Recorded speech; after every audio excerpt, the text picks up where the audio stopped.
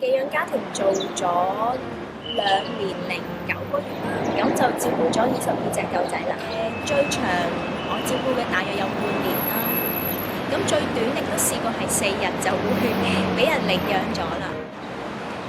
寄養家庭主要嘅責任咧就係照顧被遺棄嘅狗隻啦，咁照顧佢哋到有人領養佢哋為止，咁可能中間要帶佢哋去睇醫生啊，或者會同一啲領養者去見面啊。咁其實最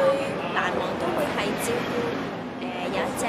Teacup Poodle 叫 Kendra 嘅，都照顧咗佢半年。咁因為其實佢嚟到我度嘅時候係大約2個月大到啦，咁佢係有先天性嘅多囊蓋移位，咁佢哋就見到生咗出嚟隻狗仔應該賣唔出，咁就遺棄咗嚟我度。咁最大嘅問題就係喺半年內要同佢籌款啦，要同佢安排做膝頭哥嘅手術啦。咁因為佢實在太細啦 ，Teacup Poodle， 咁佢做完一邊膝頭哥手術之後，要頭1個月先至做第2邊啊咁所以就要照顧咗佢成半年嘅時間，先至可以完全成功做翻晒2隻膝頭哥，移翻正個位，咁佢卒之可以行到，咁先至俾人領養啦。開頭嗰幾隻會好唔捨得嘅，但係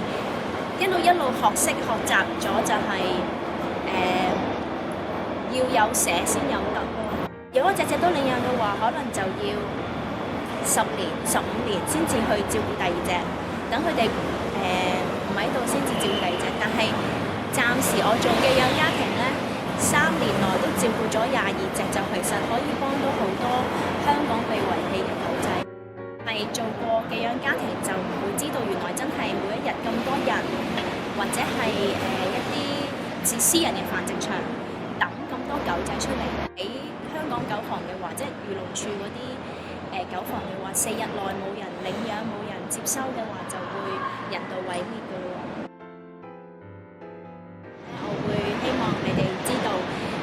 養佢哋咧係一生一世嘅事。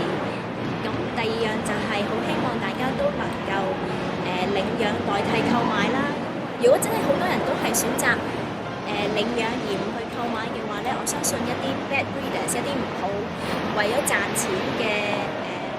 本地嘅繁殖場咧，會都好快結業㗎啦。咁希望大家都可以努力為所有被遺棄嘅狗隻去出一分力啦。